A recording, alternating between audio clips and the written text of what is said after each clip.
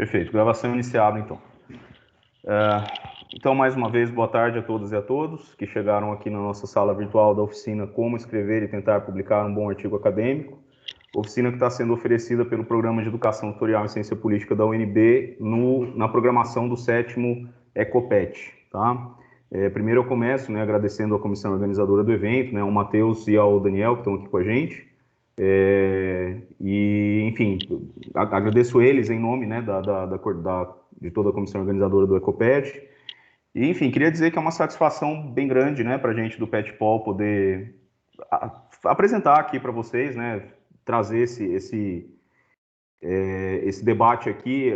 As oficinas, a gente tem já há pelo menos uns 2 anos, mais ou menos, a gente tem realizado oficinas temáticas desse estilo, seja com temas que discutem metodologia de pesquisa, enfim, seja com temas focados na questão da escrita acadêmica mesmo. A gente também já realizou oficinas sobre preparação para o processo seletivo do mestrado, e a gente sempre fez, obviamente, no formato presencial, e agora a gente está adaptando aqui o modelo dessa oficina para esse contexto de atividades remotas. Inclusive, eu deixei aqui no chat da nossa conversa, tá, pessoal? Deixei aí o nosso canal no YouTube, o canal do YouTube do PETPOL, e o Instagram também, o perfil do nosso Instagram, para vocês, quem tiver interesse, seguir a gente nessas redes. Lá no YouTube vocês vão encontrar, inclusive, alguns dos vídeos, de algumas oficinas que a gente já ministrou. Recentemente a gente ministrou essa oficina sobre como se preparar para o processo seletivo do mestrado. Vocês vão encontrar esse vídeo lá. E no nosso canal do Instagram vocês também vão encontrar uns vídeos bem legais aí de umas lives que a gente fez nos últimos meses, aí no contexto da pandemia. Bom, eu não me lembro se eu falei meu nome. Se eu não falei, eu sou o professor Thiago Trindade, tá? E a gente vai começar então, Enfim, a gente tem aí 1h30 de previsão de atividade. Caso a gente, enfim, precise ultrapassar um pouquinho, acho que não teria problema, mas eu vou tentar ser fiel ao tempo aqui que a comissão organizadora nos concedeu, ok? Pessoal, algumas lembranças e coisas importantes que eu preciso falar antes da gente começar, tá? Eu estou vendo que algumas pessoas estão falando aqui no chat que não estão conseguindo retorno no áudio, Aparentemente não é um problema com a minha conexão, tá?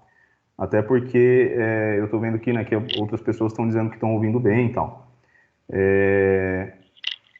Eu queria, enfim, justamente dizer o seguinte, tá? Primeiro, eu queria pedir para vocês o seguinte: vocês podem fazer perguntas e comentários no chat, mas assim, eu não vou acompanhar o chat durante a exposição, tá? Eu não tenho essa habilidade que vocês têm para fazer tudo ao mesmo tempo. Então, eu não vou acompanhar o chat durante a exposição, eu só vou olhar o chat depois que eu terminar a exposição. Eu vou fazer, enfim, uma exposição, enfim, não sei exatamente quanto tempo vai demorar, vou tentar ser o mais breve possível, para que a gente possa depois, privilegiar as perguntas, as questões, os comentários de vocês.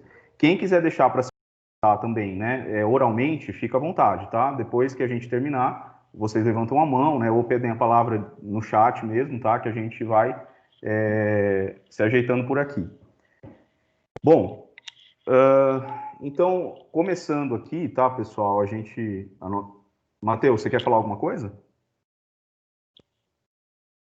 Só relembrando, pessoal, que a priori em torno das 4h50, iremos disponibilizar a presença no chat. Aí não se esqueçam de ficar procurando de tempos em tempos. Se não me engano, o pessoal que acompanha pelo celular tem dificuldades em acessar o chat durante a exposição. Perfeito. Então fica registrado o aviso aí do Matheus. E começando aqui então, gente, se todo mundo perceber que está tendo um problema aqui com a minha conexão, com a minha imagem, com o meu áudio, vocês, por favor, me avisem, tá? Levanta a mão, já pede a palavra aí para vocês poderem me avisar, tá? Aí, se for o caso, eu saio da sala e volto de novo aqui, tá bom? Começando aqui, então, enfim, a gente vai discutir, obviamente, hoje, o tema da oficina, como escrever e tentar publicar um bom artigo acadêmico. Essa questão da publicação, das estratégias de publicação, é uma coisa mais sintética, tá? São só algumas dicas que eu vou passar para vocês mais ao final da exposição. O nosso foco mesmo é discutir mais essa questão da escrita do artigo, Enfim, primeiro eu vou falar um pouco sobre o que é um artigo e tal, e o que se espera de um bom artigo acadêmico, O que significa escrever um artigo acadêmico, em primeiro lugar.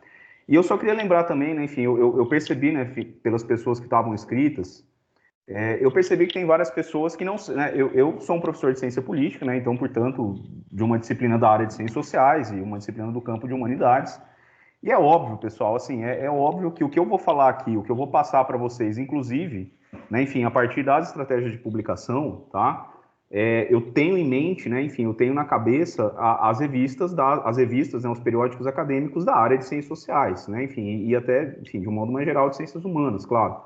Agora, isso não significa, tá, que várias das coisas que eu vou falar aqui não sejam úteis para pessoas de qualquer área. São, tá? Elas são. São úteis independente se você é de química, se você é da área da saúde, enfim, se você é da área de exatas, independente de qualquer coisa, tá? São dicas importantes para uma escrita de um bom artigo. Agora, a gente sabe que no campo científico, né, por exemplo, o que se espera de um bom artigo numa revista de ciências sociais é diferente do que se espera de um bom artigo numa revista de outras áreas. Por exemplo, tem áreas do conhecimento que você escreve um artigo de, sei lá, 6, 7 páginas, tá? Na área de ciências sociais não é assim, tá? Não é assim. São geralmente artigos num formato mais longo e por aí vai. Às vezes longos até demais, né? Enfim. Mas só queria dizer isso, que embora seja mais voltado, né? Seja os exemplos que eu vou dar sejam mais relacionados à área de ciências sociais, tá? Vocês podem, obviamente, né, independente de qualquer coisa, aproveitar os ensinamentos que a gente vai passar aqui, ok? E aí eu queria começar dizendo o seguinte, pessoal. Muitas vezes, né, isso é uma pergunta comum que surge nessa oficina. A gente, como eu falei, a gente já ministrou essa oficina anteriormente no modelo presencial, né? E isso é uma pergunta relativamente comum, que surge tanto na oficina como também, muitas vezes, em sala de aula, né? Quando o professor chega para a sua turma e fala, olha, como a avaliação final da disciplina, né? Vocês vão ter que fazer um artigo, né? Enfim. E aí, em algum outro momento, o próprio professor acaba falando, porque o ensaio que vocês vão ter que entregar, e isso gera algumas dúvidas, algumas perguntas nas pessoas. Qual que é a diferença entre artigo e ensaio, né? Enfim, algumas pessoas até já me perguntar, é a mesma coisa? Não é a mesma coisa, tá? Inclusive, a própria ideia de ensaio, tá? É algo, assim, que eu diria que é mais característico das ciências humanas mesmo, tá? Embora, enfim, você possa ter isso também em outras áreas, mas é uma coisa mais característica nas ciências humanas. Mas eu queria só começar enfatizando esse ponto, tá? Que o artigo acadêmico, ele, conceitualmente falando, tá? Ele não é a mesma coisa que um ensaio, certo? Eu costumo, se vocês pesquisarem, né, enfim, na internet, se vocês forem pesquisar livros sobre isso, vocês vão ver que tem aí diferentes definições, tá?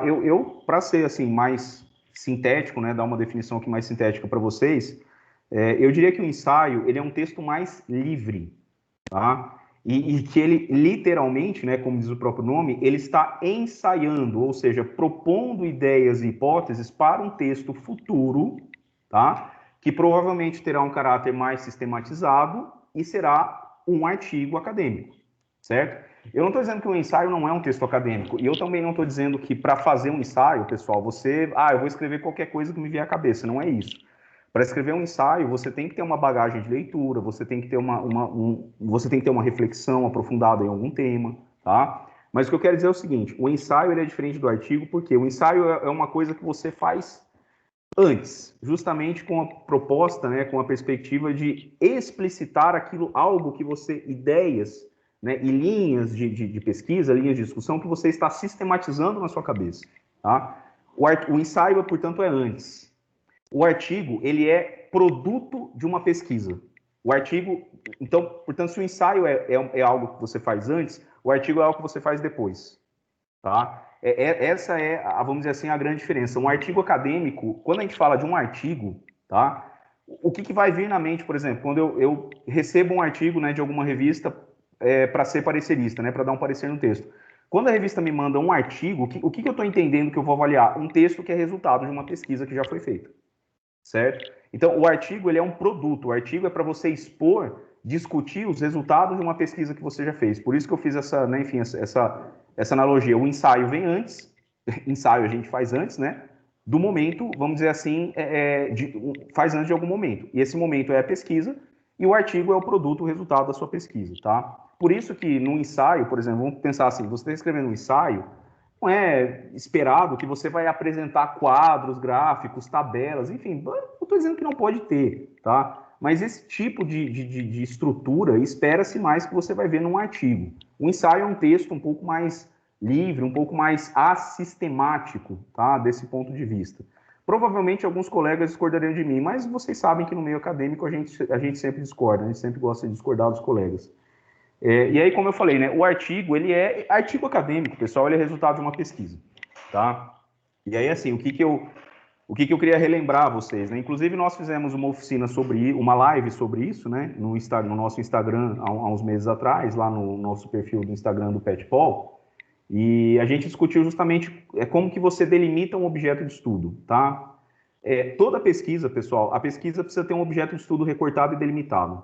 Isso é um pressuposto de toda pesquisa científica, certo? A pesquisa, você não faz pesquisa para discutir o mundo, tá? Você não faz pesquisa para discutir tudo. Você faz pesquisa para discutir um aspecto específico e delimitado da realidade. É por isso que a gente usa o termo. Você precisa ter um objeto de estudo recortado ou delimitado, tá? Então, o artigo, nesse sentido, ele é um texto acadêmico que se propõe a debater um tema específico, tá? Vamos dizer assim, quando você vai fazer sua tese de doutorado, né, enfim, que, claro, também pressupõe que você tem uma pesquisa, você também pressupõe que você tem um objeto de estudo recortado e bem delimitado, mas em uma tese você vai ser capaz de, sei lá, em 200, 300 páginas, você vai ser capaz de debater de forma muito mais aprofundada, né, um tema que você está estudando. Um artigo, ele é mais verticalizado desse ponto de vista, porque ele é um texto, sei lá, de novo, para a realidade das ciências sociais, 20, 30 páginas. Tá? Então, ele é um texto que tem uma natureza diferente de uma tese de doutorado, por exemplo, mesmo de uma monografia, de um trabalho final de graduação, tá? De um trabalho de conclusão de curso. E é por isso que eu estou dizendo, o artigo ele se propõe a debater um tema específico. Ele não é, portanto, um texto, não é um texto onde você faz divagações pouco objetivas sobre qualquer assunto, tá? E eu não estou dizendo também, pessoal, por favor, tá? Não me interpretem mal. Eu não estou dizendo que no ensaio você pode fazer divagações pouco objetivas sobre qualquer assunto. Eu não estou dizendo isso. Mas, de novo, o ensaio é um texto mais livre, tá? Desse ponto de vista. O artigo é um texto mais preso, vamos dizer assim, mais fechadinho dentro de algumas normas e padrões, certo? Que eu vou falar para vocês daqui em diante, tá? Bom, já falei que um artigo, assim como um relatório de pesquisa que a gente entrega para alguma agência de fomento, né? Você foi contemplado com uma bolsa de iniciação científica, você vai entregar um relatório ao final da sua pesquisa, né? Um trabalho final de conclusão de curso, uma dissertação de mestrado, uma tese de doutorado, um livro que a gente escreve, né? Enfim. A exemplo de todos esses textos, um artigo é um texto acadêmico. E aí, pessoal, assim, isso aqui é meio que o beabá, mas é sempre importante lembrar, é sempre importante retomar isso. Um texto acadêmico, ele tem uma estrutura determinada. Se você não segue essa estrutura determinada, pessoal, não é só uma questão de colocar esses tópicos, né, de dividir o texto nesses tópicos, mas é uma questão de ser fiel a esses tópicos do ponto de vista do conteúdo, do ponto de vista do que se espera que você escreva em cada um deles. Se você não segue essa estrutura, isso não é um texto acadêmico, tá? É bom, assim, deixar isso já colocado de forma bem evidente. Todo texto acadêmico, né, parte-se do entendimento de que ele tem essa estrutura determinada, essa estrutura básica. De que estrutura que eu estou falando? A introdução, né, o desenvolvimento do texto e a conclusão, tá? O que muda aqui é uma questão de escala, certo? O que muda aqui é uma questão de escala. Num artigo de 30 páginas, eu vou fazer uma introdução, sei lá, 3, 4 páginas que seja, né? Enfim. Vou ter 2 ou 3 tópicos de desenvolvimento, né? Onde eu vou desenvolver a argumentação, onde eu vou tentar atingir os objetivos que eu elenquei, né? E depois eu vou fazer as considerações finais, depois eu vou fazer as conclusões. Numa tese de doutorado, por exemplo, num livro que seja, a estrutura é a mesma. O que muda enfim, né? O que muda é a escala, tá? Do que você está fazendo. Então, por exemplo, numa tese, você pode, sei lá, ter uma introdução de 30 páginas, né? Enfim, 40. Eu já vi tese de doutorado que tinha uma introdução, sei lá, de 50, 60 páginas, tá? Isso varia muito, enfim, de acordo com a natureza da pesquisa, de acordo com o estilo, né, de escrita do autor ou da autora, enfim. E ao longo de uma tese, ao longo de uma monografia, eu tenho capítulos. E capítulos são, por natureza, mais extensos do que tópicos de um artigo, tá? Mas, assim, só para ressaltar, o que eu estou dizendo é que essa estrutura, introdução, desenvolvimento e conclusão é a estrutura básica de qualquer texto acadêmico, pessoal, inclusive de um ensaio, tá? Inclusive de um ensaio, mesmo um ensaio sendo um texto aí num formato mais livre. Gente, vocês estão... Tá tudo bem? Vocês estão me ouvindo bem? Estão me vendo? Eu estou percebendo que está dando uma oscilação aqui na imagem. Tá tudo bem? Para mim tá tudo certo. Tudo certo, beleza. Então, continuando aqui, beleza, tudo certo. Então, vamos lá. Continuando aqui, né, essa é a estrutura básica que nós, que estamos na academia e que somos acadêmicos, temos que seguir. E lembrando, né, gente, isso aqui independe da minha área. Não é porque eu sou da ciência política e você, sei lá, da estatística que isso é diferente, tá? Essa estrutura é uma estrutura básica de qualquer texto acadêmico. E aí o que eu vou conversar com vocês um pouquinho agora é o seguinte, tá? O que a gente faz em cada uma dessas partes do artigo? O que a gente faz na introdução? O que a gente faz no desenvolvimento? E o que a gente faz na conclusão do texto? Tá? Veja, pessoal, de novo, tá? De novo. Pode ser, é claro que eventualmente, né? Vocês podem, depois alguém pode perguntar assim, Thiago, pô, mas eu li um livro tal, né? Ou eu assisti um curso tal de escrita acadêmica que o ministrante falou uma coisa diferente do que você falou em relação a isso aqui. Pode ser, gente, é natural que haja essas diferenças pontuais, assim, né, entre o que um professor, uma professora ou outra falam, mas, de um modo geral, isso aqui é o básico do básico do básico, tá, gente? Isso aqui é uma coisa que, vamos dizer assim, não dá para fugir disso, certo? Então, assim, o que é importante a gente entender que uma introdução de um artigo deve fazer? A primeira coisa, ela apresenta o tema e delimita o problema, tá? Ela apresenta o tema para quem está lendo.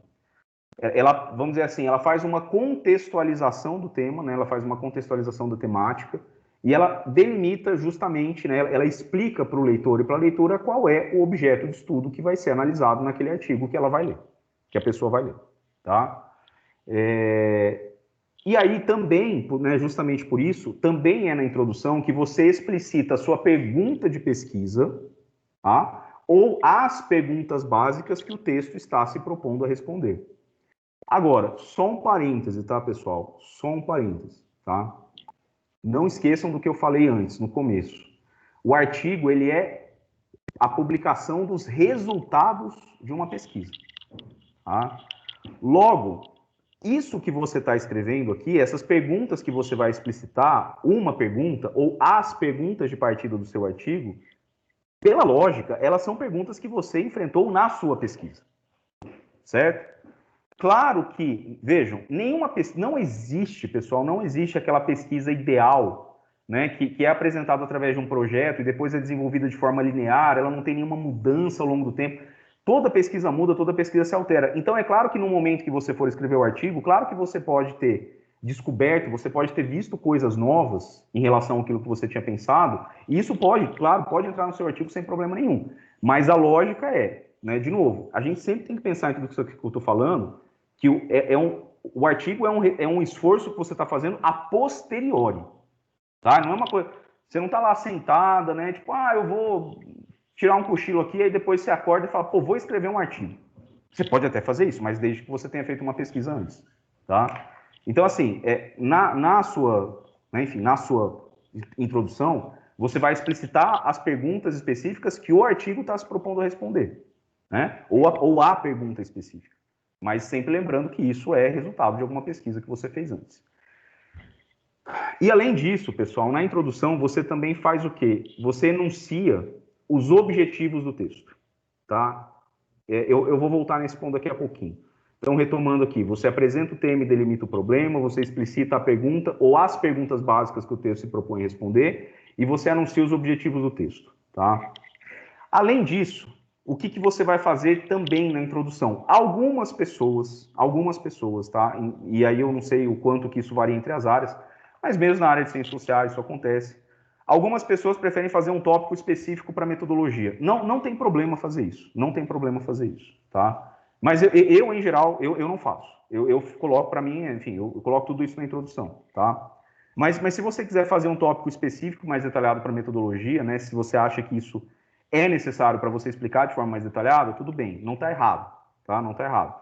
Você vai ver artigos aí, excelentes artigos, de excelentes pesquisadores e pesquisadoras, publicados em revistas altamente qualificadas, que podem ter um tópico específico para discutir metodologia, tá? Mas é mais comum explicitar a metodologia na introdução, tá? E na introdução, a gente também faz outras duas coisas. A gente apresenta um mapa do trabalho para os leitores, tá? O que é o mapa do trabalho? Vocês já devem ter ouvido esse termo, né? No primeiro tópico, né, apresentamos a discussão sobre isso, isso e isso. No segundo tópico, avançamos no debate sobre os conceitos tal e tal para confrontar com os resultados empíricos, blá, blá, blá. No terceiro tópico, fazemos um balanço da discussão, blá, blá, e, por fim, apresentamos nossas considerações finais sobre essa pesquisa. O mapa do trabalho é basicamente isso, tá? Você explica para os seus leitores o que vai ser discutido em cada um dos tópicos do seu artigo, tá?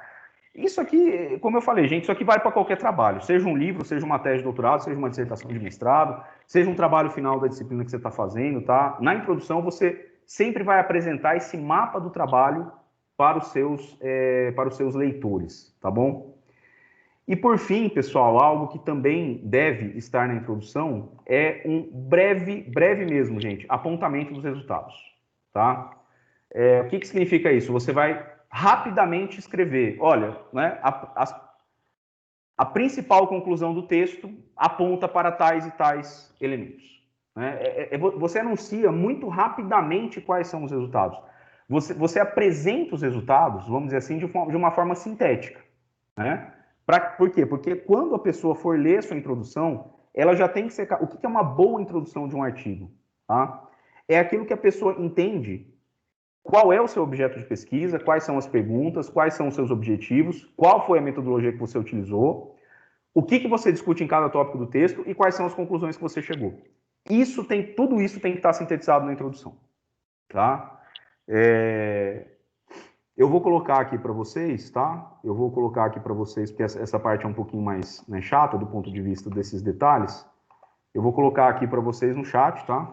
Essa sequência de elementos que é a introdução, que é o tópico 1, né, do artigo, ela precisa ter. E assim, só um detalhe bobinho também, tá, pessoal? Eu geralmente não numero a introdução, tá? Eu não numero, eu não coloco introdução, eu coloco introdução, né? E aí depois eu coloco tópico 1, tópico 2, tópico 3, né? 4 considerações finais, mas isso enfim, isso é questão mais de estilo do que de sei lá, é uma coisa mais formal, tá? Tem pessoas que colocam número e, enfim, isso não está errado também. Tem revistas que adotam padrões, né? Tem revistas que, se você não colocou, elas vão colocar lá na hora de publicar, tá? E aí, assim, pessoal, vejam, eu queria dizer o seguinte, as pessoas que já fizeram a disciplina de técnicas de pesquisa, ou de metodologia, né, enfim, ou de trabalho final de graduação, enfim, provavelmente tem algum pânico do termo pergunta de pesquisa, né? Você está lá na disciplina, a professora chega na primeira aula e fala, bom, a primeira coisa que vocês têm que pensar é a pergunta de pesquisa. Isso aí já é suficiente para colocar quase todo mundo em pânico, né? E se torna um sofrimento ao longo do semestre. Primeiro que eu queria dizer o seguinte, pessoal, obviamente um pressuposto meio básico que toda pesquisa pressupõe uma pergunta de partida, tá? Tem ótimos textos para isso, eu posso deixar a indicação aqui para vocês depois, tá? Enfim, posso deixar com o pessoal da organização para eles passarem para vocês depois. A gente pode mandar por e-mail para todo mundo, tá? Tem ótimos textos para discutir essa questão, né? Como você elabora uma questão, uma pergunta de pesquisa. Mas o que eu queria dizer é o seguinte, tá? Vamos focar aqui no nosso tema, no que a gente está discutindo. Vocês poderiam perguntar assim para mim, Thiago, é condição indispensável que um artigo, para ser um bom artigo e para que ele seja publicado em uma boa revista, ele tenha uma pergunta? Não. Não é condição indispensável, tá, pessoal? Depois eu vou colocar aqui no chat para vocês uma relação de textos publicados em revistas altamente qualificadas, tá? Por autores e autoras que são, alguns deles, né? Alguns e algumas delas muito renomados na minha área de estudo, na minha área de conhecimento, inclusive algumas colegas e alguns colegas meus aqui do IPOL, tá? Artigos que foram premiados, tá? Que não necessariamente partem de alguma pergunta de pesquisa. Tá? Ou eles podem até partir de pergunta, mas eles não estão colocando explicitamente alguma pergunta na introdução. Tá? O que precisa ter no artigo, pessoal? O que é indispensável? o que um artigo, assim como qualquer texto acadêmico, precisa ter? Bem delimitado, os objetivos. Tá? Então, assim, não é indispensável que você tenha uma pergunta no texto, uma pergunta geral, tá? Embora seja o ideal. Se você conseguir formular, elaborar o seu problema de pesquisa numa pergunta, é o ideal. Mas isso não é indispensável. O que é indispensável, o que é assim absolutamente fundamental e necessário é que os objetivos do artigo estejam bem delimitados. Se isso não tiver, pessoal, o seu artigo automaticamente, se você tiver enviado ele para uma revista, né? Se você tiver tentado submeter ele a um periódico para ser publicado, e esse periódico tiver um processo de avaliação, vamos dizer assim, minimamente, enfim, minimamente organizado, tá? Dificilmente o seu texto vai ser aprovado. No mínimo, ele vai voltar para você, tá? Falando, olha, beleza, o texto tem, né, enfim, o texto tá legal, tal, mas você tem que arrumar algumas coisas. Uma delas é que você tem que explicitar os objetivos, tá? Não existe, pessoal, não existe um bom texto sem objetivos claramente delimitados, tá? Não existe. Então, assim, de novo, claro que o ideal é você formular na forma de uma pergunta. Mas se você não tiver isso, tá? O que é essencial? Os objetivos do texto. Eles precisam estar bem delimitados, tá? Em suma, né? A introdução, ela apresenta e delimita a dúvida investigada, que é o que, né? O que você vai discutir, o que você pesquisou, né? Os objetivos, ou seja, para o que serviu o seu estudo, tá? A metodologia utilizada no estudo, que é como foi feito o estudo, como foi feita a pesquisa, o mapa do trabalho e o apontamento dos resultados. Basicamente é isso que a introdução faz, tá? A gente passa agora para o próximo tópico, pessoal, que é justamente, né, enfim, os tópicos de desenvolvimento do texto, tá? Antes de falar especificamente dos tópicos de desenvolvimento, eu aproveito para abrir um parêntese e dizer o seguinte, né? Alguns dos elementos que a gente pode, ou em alguns casos deve colocar nos tópicos de desenvolvimento, né? E aí, assim, não tem um número exato, correto, vamos dizer assim, né, de tópicos de desenvolvimento no artigo, mas assim, em geral, pessoal, tá? Grande maioria dos artigos, você pode esperar aí que vai ter 2 ou 3, sei lá, no máximo 4 tópicos de desenvolvimento, mas isso também é uma coisa que pode variar conforme as áreas, tá? Justamente por isso, porque um artigo é um texto de uma extensão relativamente curta, né? Então, você vai ter um artigo, sei lá, com 7 tópicos de desenvolvimento. Seria uma coisa meio estranha, tá? Pode até ser que eventualmente tenha, dependendo do tipo da pesquisa que a pessoa fez, mas não é algo comum, certo? Nos tópicos de desenvolvimento, é aqui que você vai colocar, por exemplo, gráficos, mapas, tabelas, tá? E informações desse tipo. Por que eu estou dizendo isso, pessoal? Porque você jamais vai colocar mapas, gráficos e tabelas, por exemplo, na introdução. Jamais. Tá? Jamais. Assim como você também não vai colocar essas informações na conclusão ou nas considerações finais do texto. Esse tipo de informação, né, enfim, tabelas, mapas, gráficos, quadros, né, enfim, imagens, figuras, tá? São elementos que a gente utiliza para embasar a discussão, para embasar o desenvolvimento do texto, certo? E é justamente porque a gente usa para embasar o desenvolvimento do texto que eles precisam ser apresentados nos tópicos de desenvolvimento do artigo, tá? E é aqui também, nos tópicos de desenvolvimento, que você vai realizar o debate teórico, né? Que vai justamente, que está embasando, que está informando a sua leitura da realidade. É aqui que você vai, consequentemente, também apresentar e analisar os dados, né? Enfim, não é só questão de você apresentar tabelas, quadros, gráficos, mapas, figuras, né? Mas é questão de você analisá-los. Isso é uma coisa importante, tá, pessoal? Eu já dei pareceres em artigos que, assim, do nada aparece uma tabela. Do nada. Ou um gráfico. Tá? A pessoa que escreveu nem falou para que era o gráfico e nem fez análise dele. Tá? Aí, em algum momento lá no texto, como mostrado no gráfico 1, isso é errado. Quando você vai inserir uma informação desse tipo, você tem que anunciar. Conforme podemos ver no gráfico 1, né? E aí depois você expõe o gráfico, você faz uma análise mais detalhada, certo? Então, no desenvolvimento, retomando aqui, é aqui que você faz o debate teórico, né? a apresentação e análise dos dados, buscando oferecer as respostas às perguntas levantadas na introdução, ou, se for o caso de você não apresentar perguntas propriamente ditas, né, é nos tópicos de desenvolvimento que você vai avançar na realização dos objetivos que você se propôs a alcançar lá na introdução. Tá? É aqui nesses tópicos onde você mostra para os seus leitores aonde você quer chegar com o texto. Na verdade, aqui é o lugar de você chegar com o texto. Tá? É nos tópicos de desenvolvimento onde você avança nos objetivos propostos. Certo?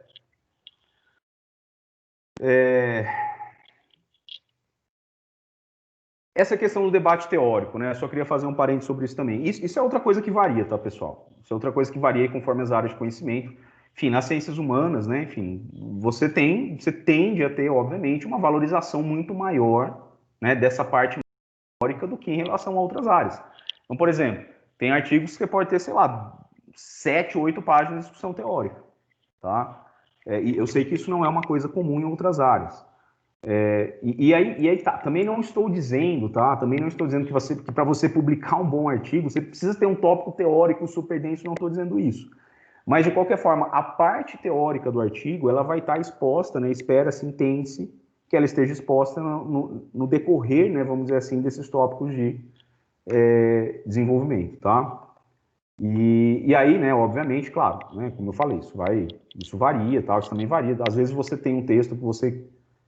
Às vezes você tem uma pesquisa de caráter teórico, né? Enfim, o fato de você ter feito uma pesquisa de caráter teórico não significa que isso seja uma pesquisa menos legítima ou menos relevante do que uma pesquisa com dados empíricos, né? Uma pesquisa que fez trabalho de campo, ou que coletou dados em laboratório, ou que coletou dados de uma, né, enfim, que preparou um questionário e disparou para uma rede aí que, sei lá, 1.500 pessoas responderam.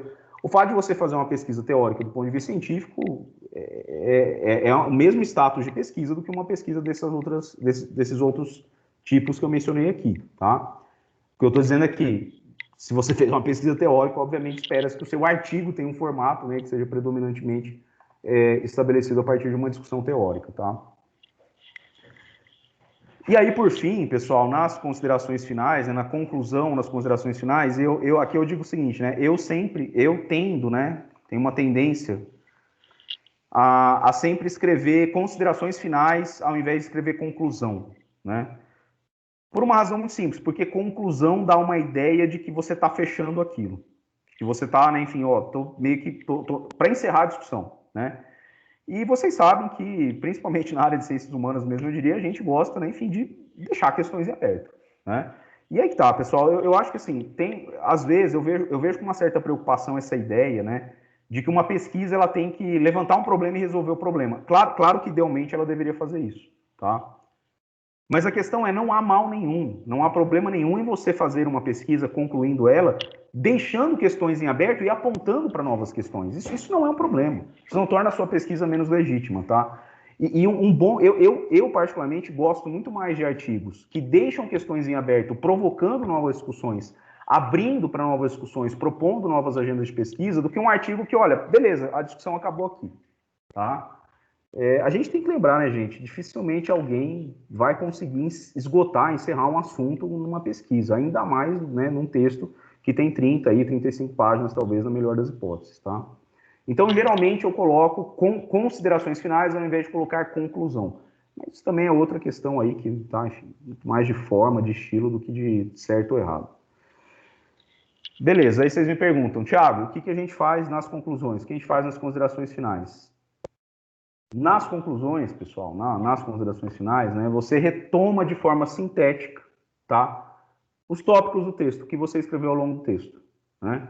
Então, o que é retomar de forma sintética? Vocês já devem ter visto isso, vocês já devem ter lido isso, né? Enfim, lido vários artigos que têm esse formato, tá? Este artigo procurou debater tal e tal elemento, tal e tal fenômeno, né? Como embasamento, utilizamos da abordagem teórica tal, né? Enfim, a pesquisa foi desenvolvida utilizando-se a metodologia tal, né? Combinando análise teórica com análise de dados empíricos, né? Coleta de dados estatísticos e por aí vai, tá? No primeiro tópico do texto, discutimos isso, né? No segundo tópico, expusemos tal e tal questão. No terceiro tópico foram apresentados os dados, né, que nos permitirão avançar em algumas conclusões ou considerações gerais sobre o tema, a qual passamos a discorrer aqui.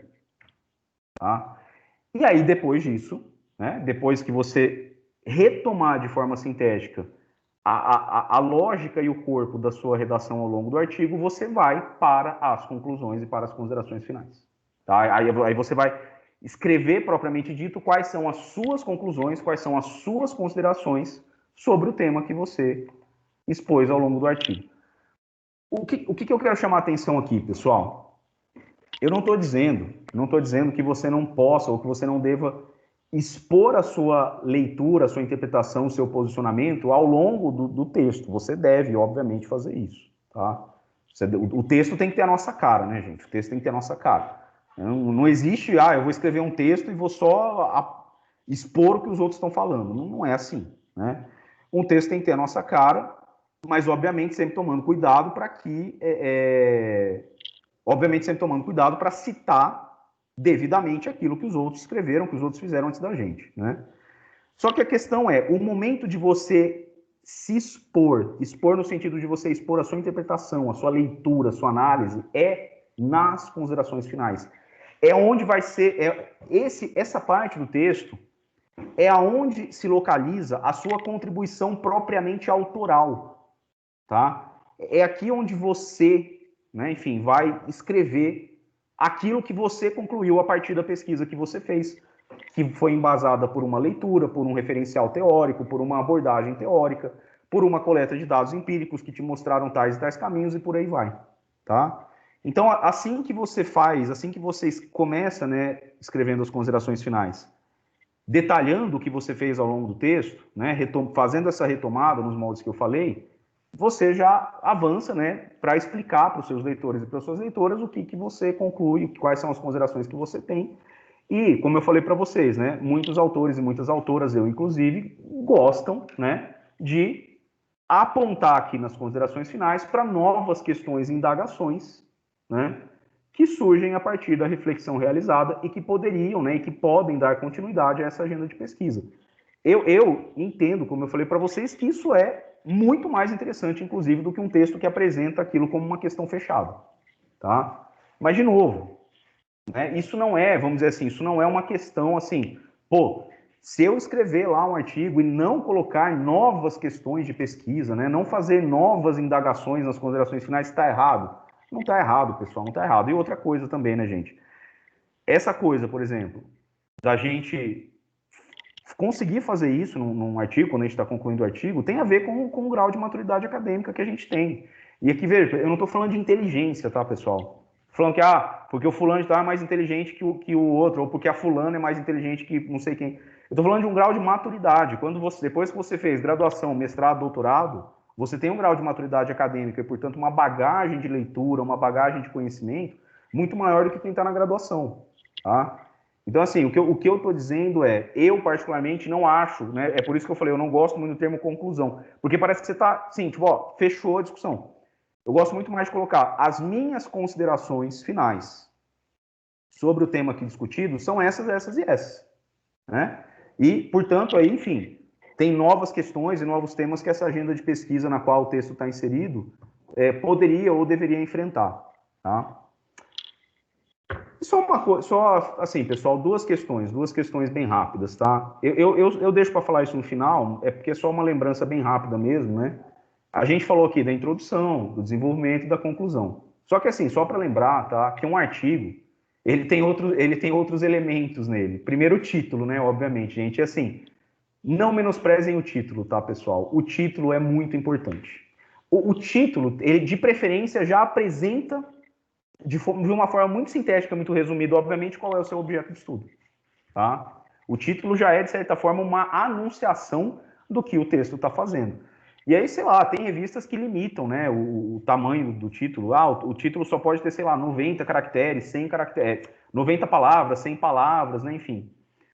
Tem revistas que não, que deixam isso mais livre. E aí, às vezes, é um problema, né? Porque você vê o título da pessoa é quase que um resumo. Títulos muito grandes não são bons, tá, pessoal? Mas, assim, não tem problema nenhum você fazer título e subtítulo, tá? Tem gente que tem pavor de título e subtítulo, mas não tem problema nenhum isso, tá? Faz um título lá, 2 pontos, tá? Não. E, às vezes, por exemplo, tem um dos artigos que eu publiquei recentemente em 2017, e tem outros artigos também, vários outros que fazem isso. O seu título pode ser a sua própria pergunta de partida, tá? Pode ser a sua própria pergunta que está... A pergunta que está motivando a escrita daquele seu artigo pode ser o título do texto, tá? Não tem problema nenhum você fazer isso. E outras coisas que um artigo também tem, resumo e palavra-chave, tá? E tudo isso, gente, é muito importante que tudo isso seja bem feito. O teu resumo é o que vai te chamar a atenção para se as pessoas vão se prender, né? Pô, vale a pena ler esse texto ou não vale a pena. Não é o único elemento, Carlos, mas é um elemento, né? E claro, a introdução também é muito importante desse ponto de vista, lógico, né? Mas assim, o resumo é muito importante para... O resumo é a propaganda inicial do seu texto. E aí também o resumo varia, né? Enfim, o tamanho do resumo varia conforme as revistas aí, mas... E tem revistas que são um pouco mais chatas, assim, que elas falam, olha, o resumo tem que conter necessariamente o objetivo, né? Enfim, uma síntese da metodologia, um breve apontamento dos resultados e por aí vai, né? Então, é de fato, gente, idealmente falando, o resumo tem tudo isso, tá? Tem os objetivos, explica rapidamente qual foi a metodologia e aponta para as principais conclusões. O resumo do texto, ele é isso. E as palavras-chave, bom, enfim, gente, palavra-chave né, é o catálogo, né? Como você vai catalogar teu texto, né? Não por isso que é importante também, tá? A gente escolher, selecionar boas palavras-chave, certo? E aí, pessoal, enfim, caminhando aqui para a segunda parte da nossa exposição, tá? Acredito que talvez uns 10 minutos aqui eu termine, vai sobrar mais de meia hora para discussão, tá? Caminhando aqui para a segunda parte, né? Eu vou falar para vocês rapidamente algumas questões sobre a questão de algumas estratégias de publicação. Antes de falar disso, tem 2 pontos só. Tem 2 pontos que eu queria lembrar, tá? Que aí tem um pouco mais a ver com a questão da escrita acadêmica de um modo geral, certo? Primeiro, pessoal, quando vocês forem escrever um texto, vocês forem, né, entregar um relatório de pesquisa, escrever um artigo e tal, escrever um projeto de pesquisa, né? Vocês têm que tomar cuidado, isso é um pressuposto da escrita acadêmica, da linguagem acadêmica, com o tom das afirmações, tá? O que eu estou querendo dizer com isso? Vocês têm que tomar cuidado com palavras, termos, expressões que são muito enfáticos, que são muito, assim, determinísticos. Eu vou dar alguns exemplos aqui. Então, por exemplo, tem que tomar cuidado com o tom das afirmações, né? A linguagem acadêmica, o que ela pressupõe? Ela pressupõe um vocabulário menos assertivo e mais parcimonioso, tá?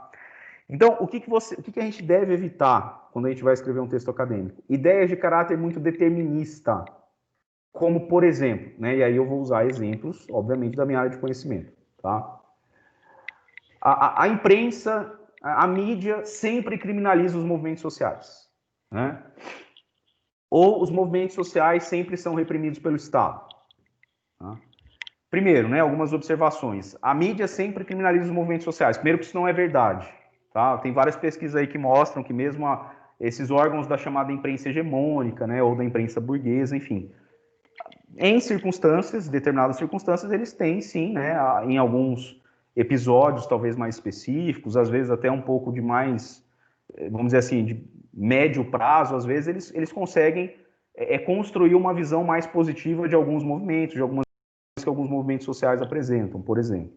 Os movimentos sociais sempre são reprimidos pelo Estado. Você pode dizer que, via de regra, né, em geral, movimentos sociais que têm pautas propositivas, que têm pautas que desafiam o status quo, né, movimentos sociais que têm pautas que desafiam os interesses hegemônicos, em geral, são sim reprimidos pelo Estado. Mas não dá para afirmar que os movimentos sociais são sempre reprimidos pelo Estado, tá? Os movimentos interagem com o Estado de diversas formas, de diversas maneiras. E isso também varia de movimento para movimento, tá, pessoal? Tem movimentos que não são reprimidos pelo Estado, até porque as demandas deles muitas vezes não incomodam ninguém, tá? Um outro exemplo, né? O Estado atende apenas aos grandes interesses econômicos. Primeiro que isso é errado falar isso, tá? Até os autores marxistas, né, já trabalham com esse pressuposto, né? Essa ideia de que o Estado atende apenas aos interesses da burguesia. Primeiro que o próprio Karl Marx nunca escreveu isso, tá? É uma leitura muito mal feita do que o Marx escreveu. Segundo, que isso não é verdade, né? E o que é sempre que eu estou falando, a questão não é o que você fala, mas é como você fala. Tá? Você pode dizer, o Estado, via de regra, né, tende a se alinhar por razões tais e tais e tais aos grandes interesses econômicos em detrimento, né, de pautas específicas, né, como a reforma agrária, como a reforma urbana, uma reforma tributária progressiva, né, que tribute mais os ricos e menos os pobres e por aí vai, tá? Mas não afirmar que o Estado sempre atende aos grandes interesses econômicos, certo? Então, são alguns exemplos aí que a linguagem acadêmica pressupõe, né, e que é importante a gente ter em mente quando a gente vai escrever um artigo. Tá? Um outro ponto fundamental, pessoal, fundamental. Você vai escrever um artigo é resultado de uma pesquisa que você fez, certo? Beleza. Gente, se você fez uma pesquisa, tá, isso tem uma coisa muito básica. Pressupõe-se que você leu uma bibliografia atualizada. Tá? Isso também é um pressuposto para qualquer texto acadêmico, gente. Você, por exemplo, você não tem como entregar um projeto de pesquisa para um processo seletivo de pós-graduação ou um projeto de pesquisa para concorrer a uma bolsa de iniciação científica. A gente está em 2020, né? Você não tem como fazer isso e a tua bibliografia mais recente é uma bibliografia de 2007, 2008, 2010, 2011, que seja, não dá. Não é que não dá, é que não pode, tá? Um artigo, um bom artigo, ele pressupõe, obviamente, uma bibliografia atualizada, tá? E aí, veja, eu não estou dizendo, tá, pessoal, que você não deva citar, ler, né, e trazer para discussão autores ou autoras que são clássicos aí do seu campo, da sua área de estudo. Ah, porque na minha área de estudo tem um livro da década de 50, que ele estabeleceu o paradigma com o qual a gente trabalha até hoje. Perfeito. Traga o livro, traga a discussão. Mas você tem que trazer as pesquisas recentes sobre esse livro da década de 50, sobre os achados que foram realizados lá na década de 50 e que hoje estão sendo atualizados com base nas premissas teóricas daqueles autores ou daquelas autoras. Tá? Então, assim, um artigo, ele pressupõe que você tem uma bibliografia atualizada, certo? Até porque uma das coisas que você tem que fazer no debate teórico do texto, né, é apresentar, vamos dizer assim, o estado da arte. O que é o estado da arte daquele tema, né, daquele campo de conhecimento onde você está inserindo seu artigo. O estado da arte é como se encontra o debate teórico nessa área neste momento específico, né? Quais são as principais perguntas, as principais agendas de pesquisa que estão em voga nesse campo de estudos, certo? Isso é um pressuposto também meio que básico, né, de quando a gente vai fazer o debate teórico em um texto, tá? E aí, entrando finalmente na questão das estratégias de publicação, tá? Veja, pessoal, tem uma coisa aqui muito importante que eu queria comentar com vocês, tá? Deixa eu só tomar uma água aqui. Tem uma coisa muito importante aqui que eu queria comentar com vocês. Quando você fez a sua pesquisa lá, tal, você chega, né, para o seu orientador, para a sua orientadora, fala, pô, queria escrever um artigo, não sei o quê, massa, beleza, vamos escrever. Você vai escrever junto, ou você vai escrever sozinho, ou você vai escrever junto com ele, junto com ela, enfim, independente, tá? Pessoal, antes de você fazer qualquer coisa, antes de você sentar para pensar a estrutura do texto, para pensar qual questão específica que você vai responder no texto, tá? Enfim, antes de qualquer coisa, você vai escolher a revista que você vai submeter, tá? Por que eu digo isso? Por que eu estou dizendo que essa é a primeira coisa que você tem que fazer como estratégia de publicação de um artigo? Por duas razões. Primeiro, as revistas exigem padrões formatos diferentes de texto. O que eu estou falando? O tamanho, o número de páginas, ou o número de caracteres, ou o número de palavras, ou a fonte do texto, enfim, o espaçamento. Isso é um negócio chato, mas cada revista tem lá o seu padrão. Tá? Existe uma tendência, né, até mesmo na área de ciências humanas, atualmente, nos últimos anos, aí, né, de uma relativa homogeneização dessas questões. Mas ainda assim, eu diria que, pelo menos no campo das ciências humanas, não sei como que é nas outras áreas, tá? A gente ainda tem perfis padrões muito plurais desse ponto de vista, tá? Mas tem uma outra questão, pessoal, que é tão ou mais importante do que essa questão da formatação do texto. Tá? Sim, ainda em relação à formatação, por exemplo, a forma de citação das referências bibliográficas. Gente, não tem nada pior do que você... escrevi o artigo aqui, estou com o meu artigo pronto. vou submeter para lá. Aí você vai ver as normas de submissão da revista, é totalmente diferente do que você fez as referências bibliográficas. Isso é um problema, né? Então, antes de você pensar o texto, escrever o texto, escolha a revista primeiro, tá? E aí você tem que levar em conta alguns critérios, pessoal, enfim. Primeira coisa que tem que olhar no site da revista, ela está tendo periodicidade? Ela publica que seja um número por ano? Ela publica 2 números por ano? Enfim. Porque assim, se hoje, em 2020, eu entrar no site de uma revista e o último número que ela publicou foi 2016, 2017, gente, não vale a pena mandar. Não vale a pena mandar, porque aí, sei lá, se é que vai publicar seu texto, pode ser que lá em 2030 saia, tá? Mas, enfim, se atentem para isso, por exemplo, né, pra questão, principalmente para a questão da periodicidade dos periódicos, tá? E se atentem também para o fato, gente, de que você tem, sim, várias revistas que são mais voltadas para o público de graduação. Eu vou falar um pouquinho sobre isso daqui a pouco de novo, tá? Mas, enfim, é por isso que você tem que escolher a revista antes. E a outra razão pela qual você tem que também fazer isso, gente, é o perfil da revista. Tá? Eu vou falar assim, da minha área, que é ciência política, tá? Por exemplo, eu estou escrevendo um texto aqui, estou finalizando um texto, tá? Estou finalizando um artigo que é resultado, inclusive, da pesquisa que eu desenvolvo no âmbito do PET, tá? Que é uma pesquisa sobre direito à cidade, né? Estou finalizando esse artigo junto com uma orientanda de mestrado minha, que inclusive faz, né, a pesquisa dela de mestrado justamente sobre esse tema e tal. E assim, dado o que o texto é, o que ele se propõe a fazer, né, eu não tenho como mandar esse texto, por exemplo, para a revista Dados, que é uma revista lá da UERJ, né, da Estadual do Rio de Janeiro, ou para a revista Sociologia e Política, que é uma revista lá da Federal do Paraná. Não tenho como, né? Por quê? Porque são revistas que não são muito abertas, não são muito afeitas à temática que a gente está discutindo no texto, né? Então, assim, isso tem a ver com uma série de coisas. Tem revistas que dão preferência para artigos que apresentam discussões mais focadas em pesquisas quantitativas, tá?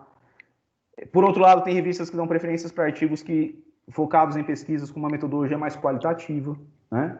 Tem revistas que dão preferências para artigos que enfrentam determinados temas em detrimento de outros, né? Por exemplo, tem revistas no campo da ciência política que são revistas mais voltadas para os estudos das instituições políticas, dos partidos políticos. É o caso, por exemplo, da revista Dados, né? Então, assim, antes da gente escrever o texto, a gente falou, bom, vamos lá, a gente vai ver para onde a gente vai mandar, e a gente definiu tudo. Então, com certeza, para essas duas não vai ser, tá? Então, o perfil da revista é muito importante para determinar, né, uma série de coisas, e inclusive para onde a gente vai mandar o texto. E mais importante, para onde a gente não vai mandar. Porque se você manda para uma revista, pessoal, que não tem aquele perfil, tá? É assim, 98% de certeza, sei lá, é 99,9% de certeza que o artigo vai ser barrado no chamado Desk Review, tá? Que é o primeiro momento de avaliação do artigo. O que é o Desk Review? É a filtragem que a própria comissão editorial da revista faz antes de mandar o texto para um parecer, para um ou para 2 pareceristas, tá? Então, o pessoal da revista lá, o pessoal vai receber o texto e falar assim, olha, bom, esse texto não tem nada a ver com a revista, então ele já, né, enfim, tá automaticamente fora. Claro que você pode ser barrado no Desk Review por outras razões também, se o seu texto não está bom, né? Aí a revista vai olhar e falar, bom, esse texto não tem condições de ser mandado para aparecer, né? Beleza. Mas assim, se o seu texto não está adequado ao perfil da revista, ele pode ser o melhor texto do mundo, né? Enfim, a tendência é que a revista não aceite, tá? Outra questão, pessoal, quando você vai, beleza. Não, beleza, então, vou seguir aqui as dicas do Thiago, eu vou escolher a revista. Quando aí você escolheu a revista, aí o que você vai fazer, tá? É importante você pesquisar nas edições anteriores da própria revista para você ver, né, se tem textos que são afins ao que você está escrevendo, que são afins ao que você vai enviar. Ou seja, a revista, né, a própria revista que eu escolhi aqui para publicar, né, é uma revista que tem um perfil realmente semelhante, né, ao meu texto. Só para avisar aqui, tá, gente, que o Matheus acabou de mandar aqui o formulário de presença, tá, para vocês assinarem. Não esqueçam, no chat. De repente você, né, enfim, a gente está em 2020, você vê lá, pô, em 2017, em 2018, né, ou sei lá, que seja em 2015, entendeu? Pô, foram publicados 2 textos que tem muito a ver com o que eu estou escrevendo, né? É legal, é interessante você citar textos da própria revista, porque isso é um indício, né? isso é um indício de que o teu texto, de fato, está enquadrado no perfil da revista. É interessante você fazer isso. Não é uma obrigação, tá, gente? Isso aqui eu estou colocando não é uma pré-condição para você publicar o texto, não é isso. Não é isso, tá? Mas, se você fizer, se você conseguir fazer, mal, não vai te fazer mal nenhum. Não vai te fazer mal nenhum. Eu te garanto isso. Gente, eu vi que teve uma pessoa aqui que levantou a mão. A gente já estou encerrando, tá? Aí, enfim, é isso. Quem quiser falar, quem quiser fazer pergunta, já vai deixando a mão levantada, tá? Para a gente, quando eu encerrar, eu passo aqui para vocês, tá bom? E aí, né, enfim, tem um outro ponto aqui também, que eu já meio que mencionei para vocês. Se você está na graduação, né, você precisa ficar especialmente atento ou atento às revistas que são destinadas a esse público-alvo. O que eu quero dizer para vocês, pessoal? Tá? Isso não significa que seja impossível você publicar nas revistas mais qualificadas da sua área. Mas a questão é, as hierarquias acadêmicas elas vão pesar. Tá? Por quê, pessoal? Porque as revistas mais importantes, mais qualificadas, mais centrais, elas vão priorizar pesquisas em estágio mais avançado de desenvolvimento, em estágio mais maduro. O que pressupõe que você esteja, sei lá, pelo menos, sei lá, concluindo o seu mestrado. Tá? Pelo menos ou já com o mestrado concluído e por aí vai. Tá? Então, assim, eu não estou dizendo que quem está na graduação não pode mandar um artigo para uma revista que é A2 ou que é A1 na classificação da CAPES lá. Tá?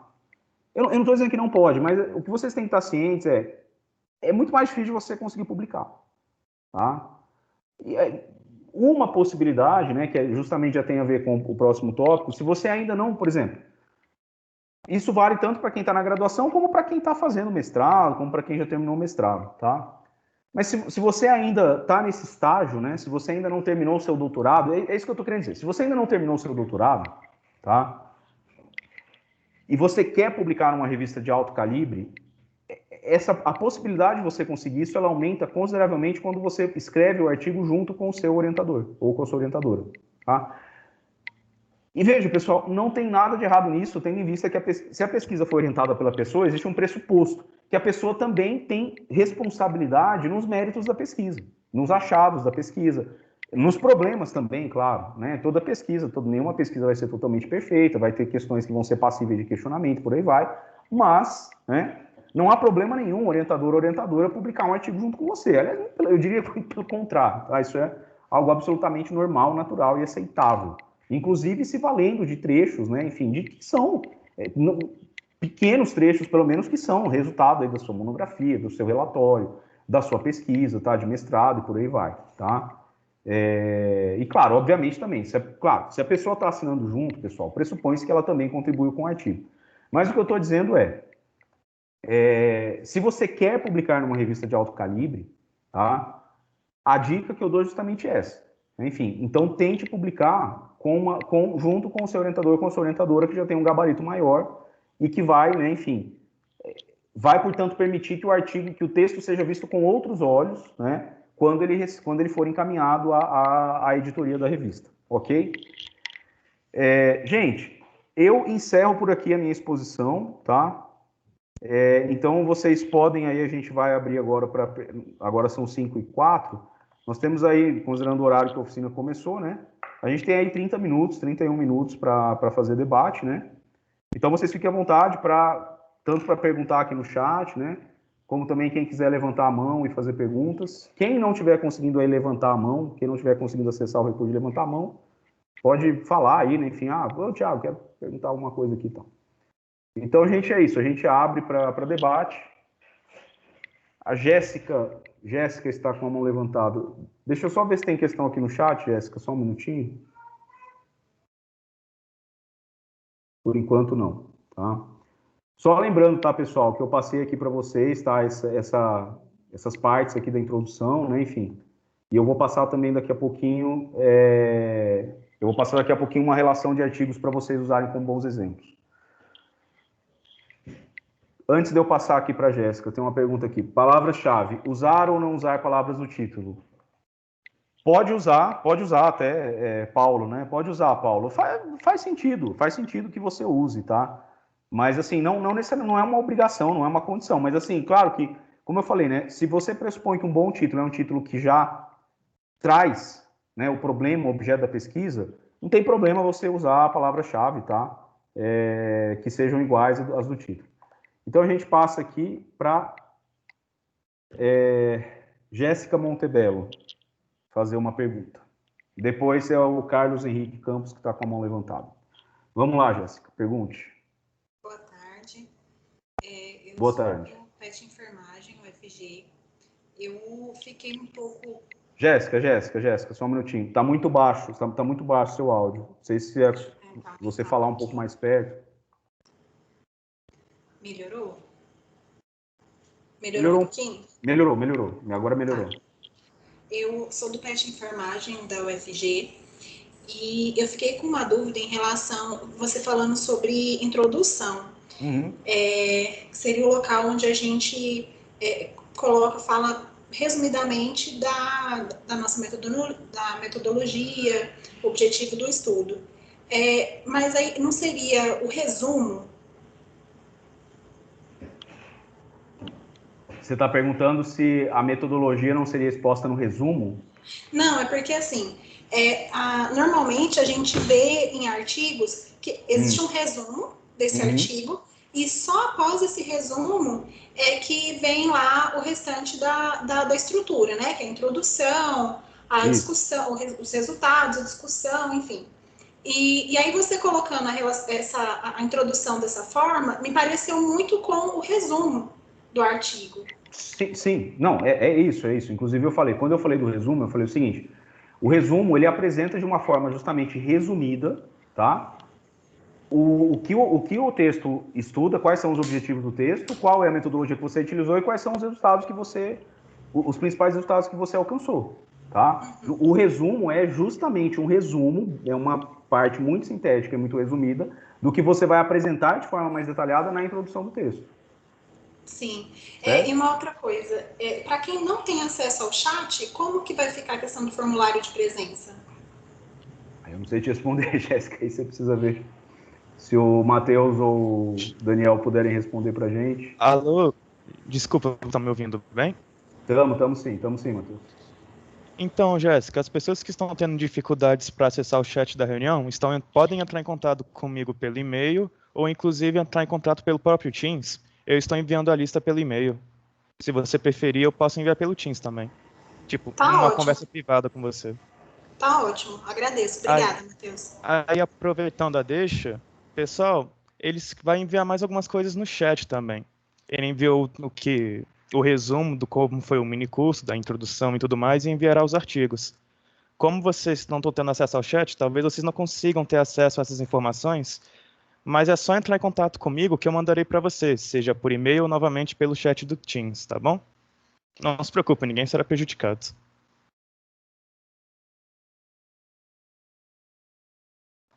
Professor, o senhor está mutado. Depois a gente pode mandar também para os e-mails de vocês, tá? Sem problema nenhum. Se o pessoal da organização tiver alguma dificuldade, o pessoal do PetPol pode enviar para os e-mails de vocês também, tá? Sem problema nenhum. Jéssica, espero que eu tenha respondido. Agora nós temos o Henrique Campos, que gostaria de fazer uma pergunta. Boa tarde, eu Boa sou tarde. do PET Matemática da UNB. As minhas dúvidas são bem pontuais mesmo, o senhor até chegou já a responder um pouquinho, mas uma é essa questão, né, das palavras-chave que eu cheguei a publicar, não foi exatamente o artigo, né, mas que tinha essa restrição de não poder usar palavras-chave que tivesse no título, né? E também a outra questão é a bibliografia também, porque a gente vai pesquisar na internet a bibliografia, cada site está de uma maneira diferente, né? Aí como é que seria essa padronização? Seria com a revista mesmo? E aí se tiver algum outro edital, como é que seria isso também? Então, Carlos, vamos lá. Primeiro, como eu falei, tá? As áreas, né, enfim, elas podem ter padrões e critérios diferentes, né, aí para solicitar, né, a redação de artigos, para solicitar os artigos nos formatos que elas prefiram. Eu nunca tinha visto, não vejo, não conheço nenhuma revista da minha área, né, da área de ciências humanas, que use essa restrição, né? Olha, não pode ter palavra das palavras-chave, nenhuma pode ser a palavra do título. Na verdade, isso me parece bem estranho. Mas, enfim, isso é uma coisa que varia de revista para revista, tá? Na minha área, na nossa área aqui de ciência política, de ciências humanas e tal, é normal, e é como eu falei, é até compreensível que algumas sejam similares, tá? Quanto à questão da padronização das citações, aí eu te digo o seguinte, de novo, cada revista tem o seu padrão, tá? Por exemplo, se a revista, você tem em geral dois casos, ou a revista tem no próprio site dela o padrão como ela quer que cite, tá? Ela apresenta lá, olha, as citações devem ser feitas da seguinte forma, né? Autor, ano, né? Enfim, ou autor, ano, data, ou algum outro, ou as citações devem vir todas em nota de rodapé e por aí vai, tá?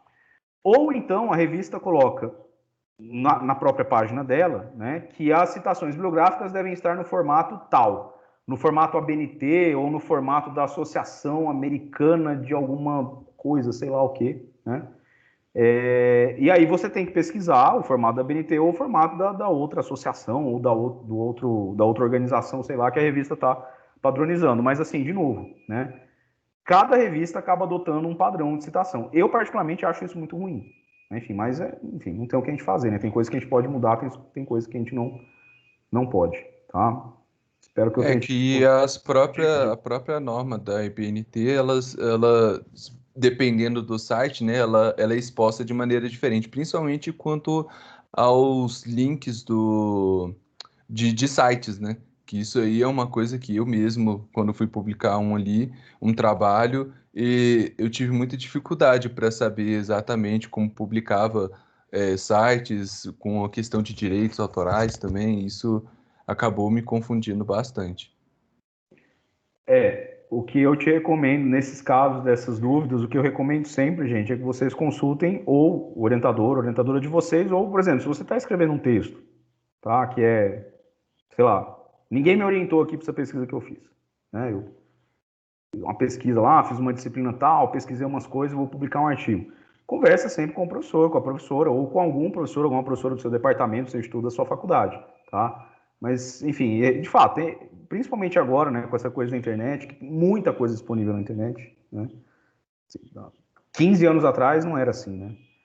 Hoje tem muita coisa disponível na internet. Quando você tiver esse tipo de dúvida, né, sempre consultem professores ou professoras ou as pessoas que te orientaram aí nas pesquisas, tá bom?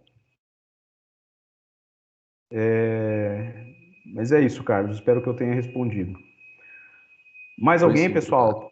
Pelo chat? Caroline, é isso? Isso. Diga, Oi, Caroline. Tiago.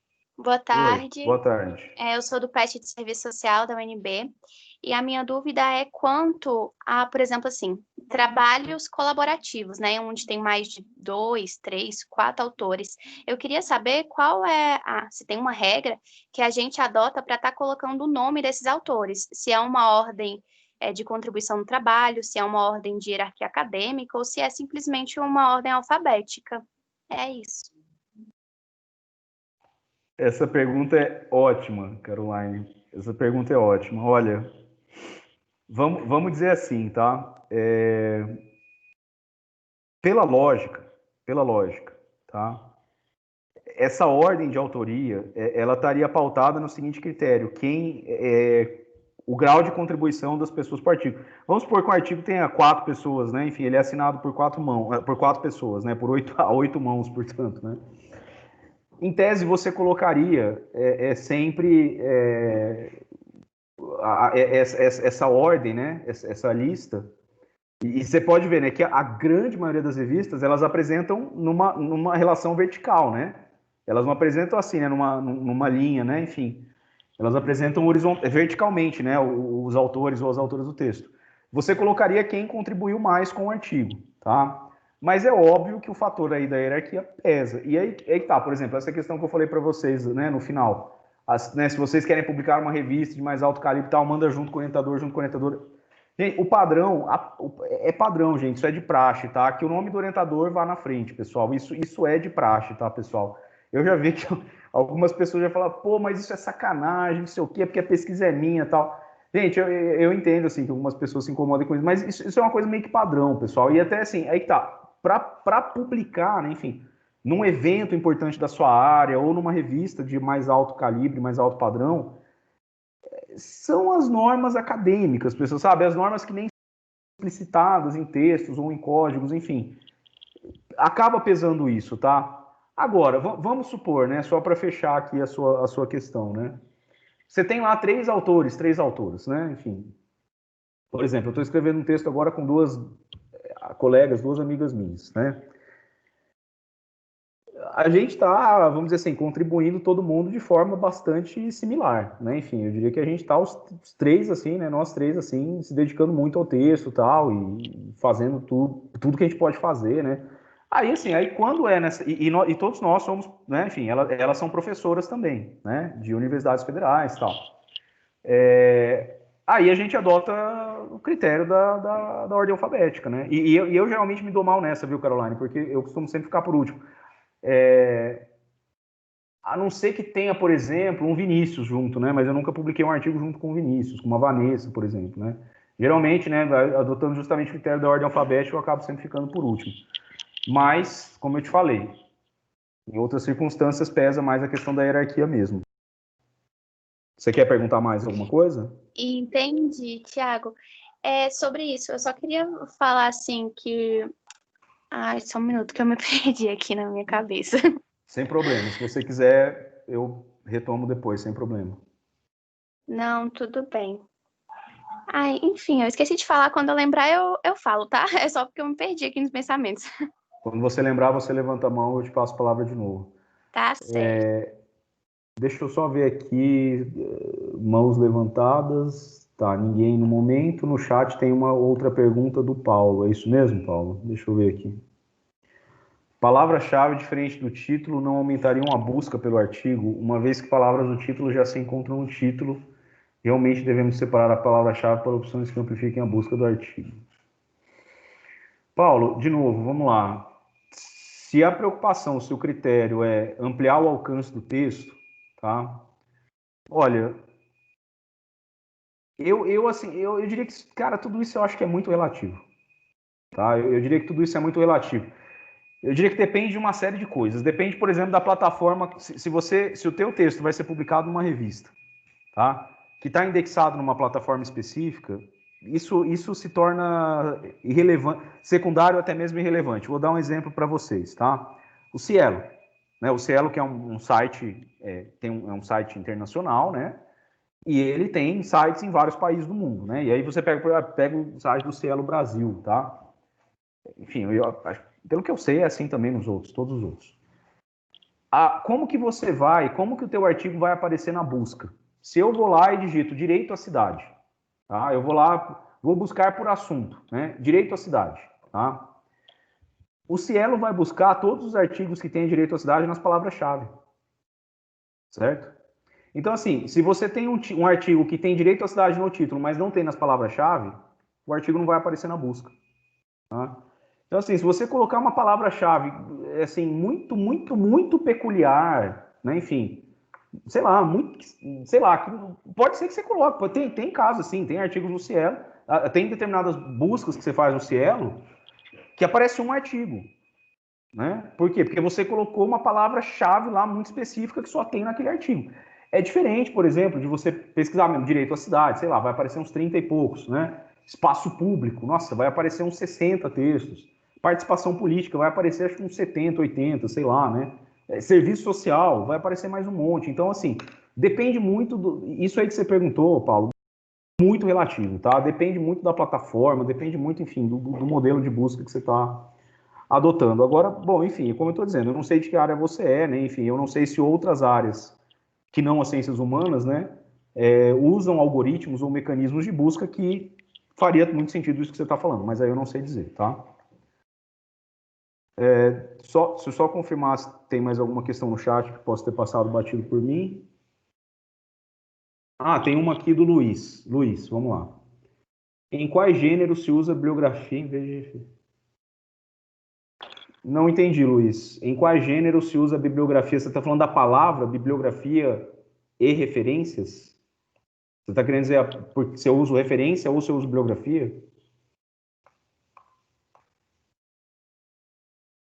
se for isso, né, enfim, se é uma questão meramente da palavra, assim, eu diria que depende, não sei, depende do que você prefere. Eu geralmente escrevo referências bibliográficas, tá? Eu acho que é o mais correto. E, assim, nunca, sei, nenhuma revista nunca falou, ó, não pode. É bibliografia ou referências, tá? Enfim, aí eu acho que é uma questão de que você prefere escrever. Tá, e aí a outra pergunta era aquela do Paulo também sobre as palavras-chave. Não tem mais nenhuma pergunta no chat. Você lembrou, Caroline, do que você tinha falado, que ia falar?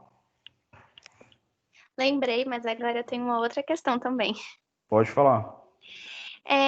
Para estar selecionando a revista para publicação, eu posso estar encaminhando o mesmo artigo para outras revistas, por exemplo, não só uma, e ficar aí esperando um parecer, porque talvez não dê certo em uma, essas coisas?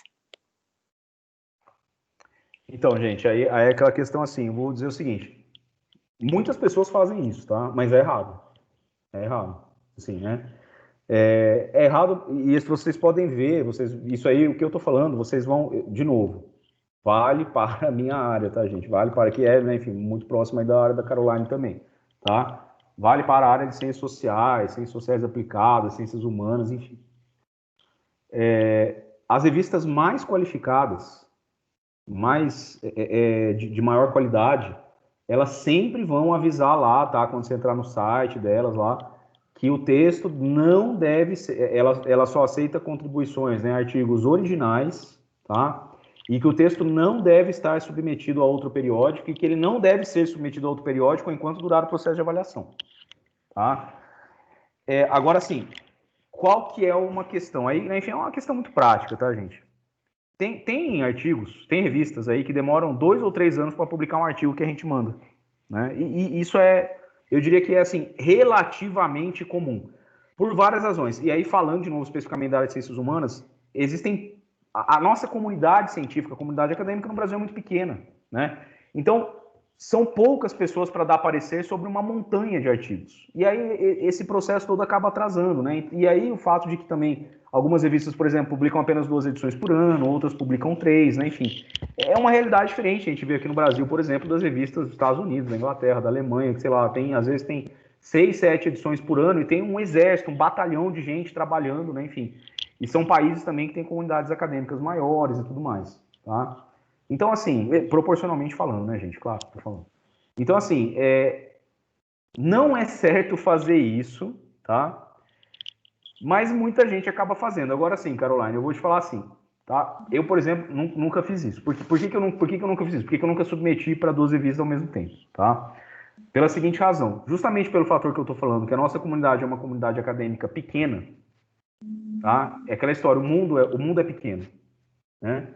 Então, se 2 revistas recebem da mesma área, né, de conhecimento, recebem o mesmo artigo, sabe uma possibilidade que tem? Do mesmo Ser artigo. negado nos dois? Não, do mesmo artigo e para o mesmo parecerista.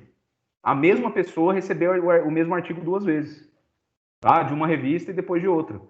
É muito provável, é bem provável que isso aconteça, inclusive, dependendo da área de estudo. Na minha área de estudo, que é participação política, movimentos sociais, olha, é muito provável que isso aconteça, porque realmente são poucas pessoas que estudam isso, tá? E que tem um grau de qualificação considerado satisfatório para dar parecer nas revistas mais qualificadas, porque essas revistas, gente, as de mais alta qualificação, elas só vão pedir pareceres para doutores ou doutoras. Muito eventualmente para alguém que está fazendo doutorado, muito eventualmente, tá? Então, assim, é arriscado você fazer isso, por quê? Porque, eu vou mandar aqui, né, não quero nem saber, vou mandar para 12 revistas ao mesmo tempo, que demora demais e tal. E aí o que pode acontecer é isso, pode ser que uma professora lá da Federal do Pará, que é uma especialista na área, né, receba das 2 revistas o mesmo artigo. Aí ela vai falar, né, ela falou, né, enfim. E isso não é bom, né, gente? Isso não é legal acontecer, né? Entendi, Thiago, faz bastante sentido.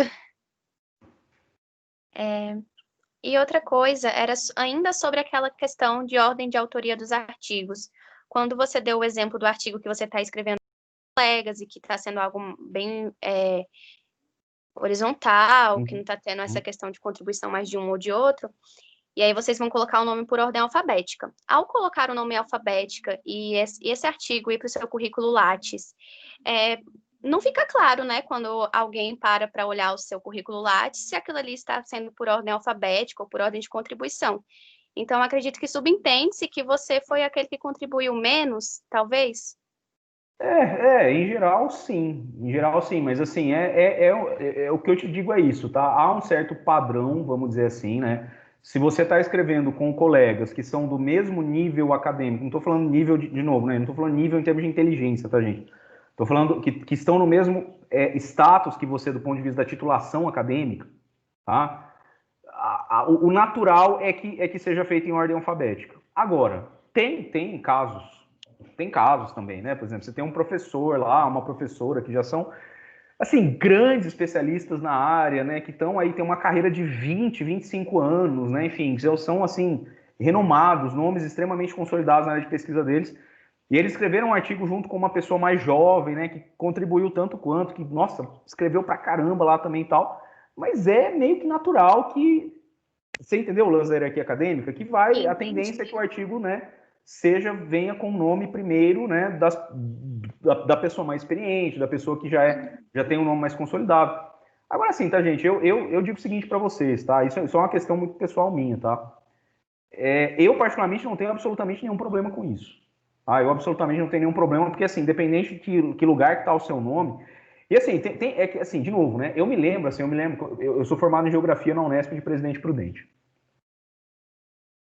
No campus que eu estudei, no campus lá de Presidente Prudente, tinha um curso de engenharia cartográfica e de engenharia ambiental também.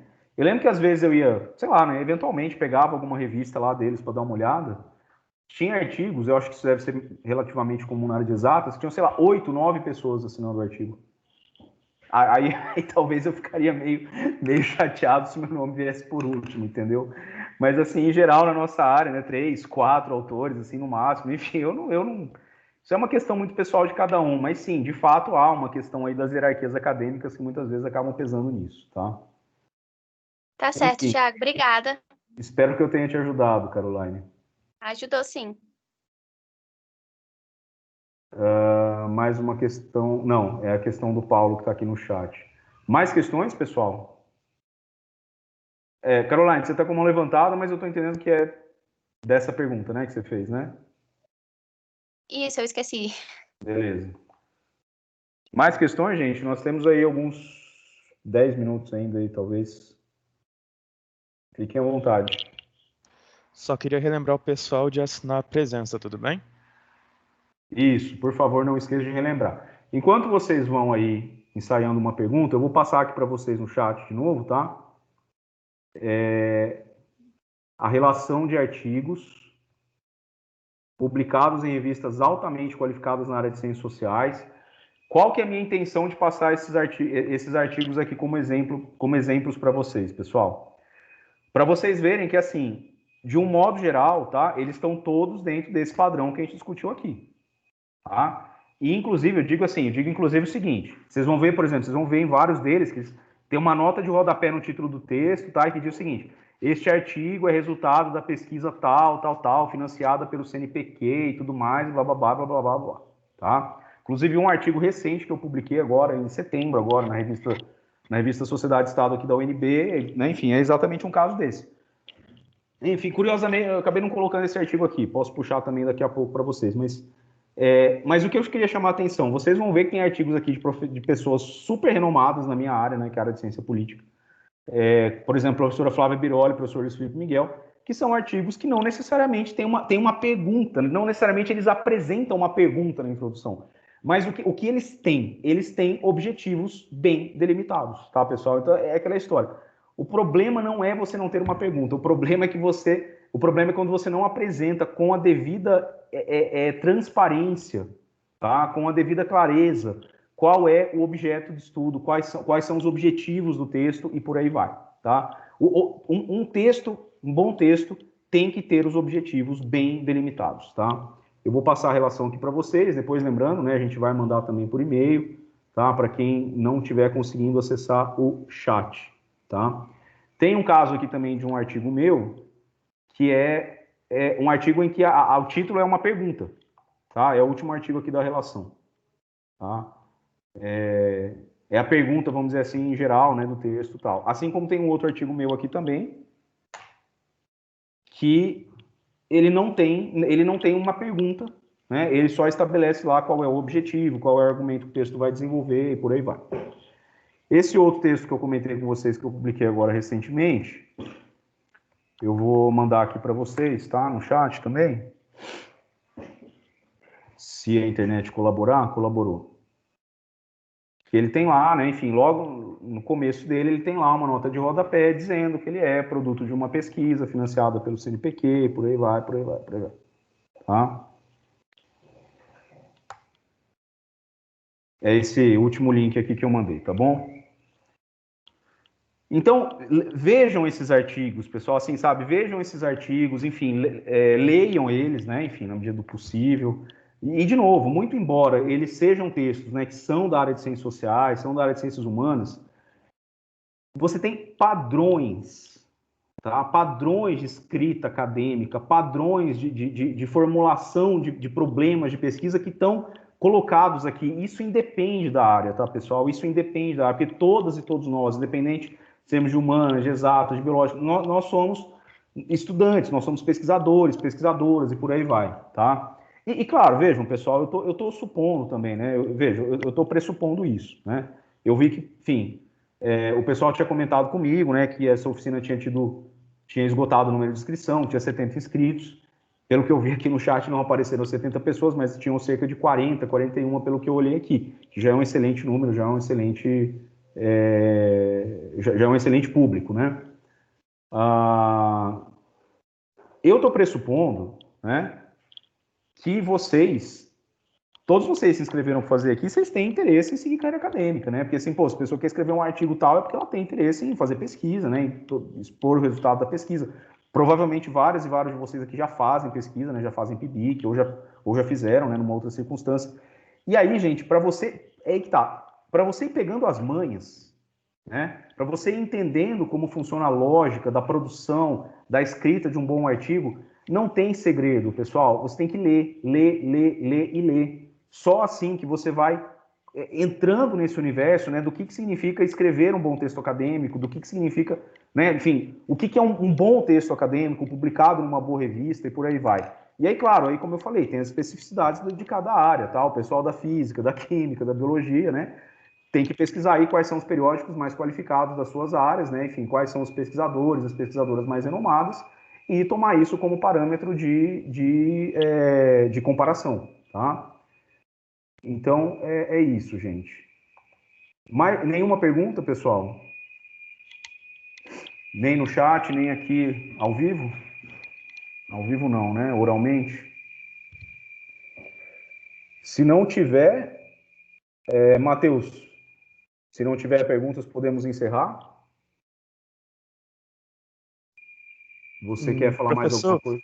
Oi? Sim, é que eu espero dar mais uns 2 minutos, porque a Caroline falou que talvez o formulário do staff esteja com uma errata. Aí eu vou confirmar para caso esteja e enviar no grupo. No grupo não, né? Na reunião, tudo bem? Tudo bem, sem problema nenhum. A gente aguarda aqui. Enquanto isso, pessoal, eu vou, né, enfim, deixa eu só reforçar aqui algumas coisas que eu falei, né? Primeiro que o nosso PET, né, o nosso Programa de Educação Tutorial aqui em Ciência Política da UNB, a gente já tem outras oficinas no nosso canal do YouTube lá que estão gravadas, né? No nosso perfil do Instagram também tem uma oficina que é sobre, como eu falei para vocês, como delimitar um objeto de pesquisa, né, para monografia, né, para o trabalho final de graduação, né? Enfim, a gente focou na questão do trabalho final de graduação por uma questão, enfim, né, a gente faz um trabalho que é mais voltado para a graduação, tá? Então, enfim, pesquisem lá no nosso canal, pesquisem lá no nosso perfil do Instagram, né? Enfim, sigam a gente nas redes para vocês receberem os informes aí. Eu imagino, imagino que algumas pessoas que estão aqui provavelmente já assistiram algumas oficinas nossas, né, nesse formato virtual. Importante dizer, né, gente, essa oficina aqui mesmo, por exemplo, ela é uma oficina que, quando a gente ministrou presencialmente, ela durou, sei lá, das duas da tarde até 5h30, né, com um intervalo aí de 20 minutos e tal. Porque, né, no modelo presencial, onde eu levei alunos eu levei um orientando meu da pós-graduação, que era mestrando na época, hoje já está, né, enfim, defendeu o mestrado aí há uns dias atrás, o Gustavo Serafim, e ele falou, né, de uma experiência que ele teve quando ele publicou um artigo ainda na graduação, tal, e por aí vai.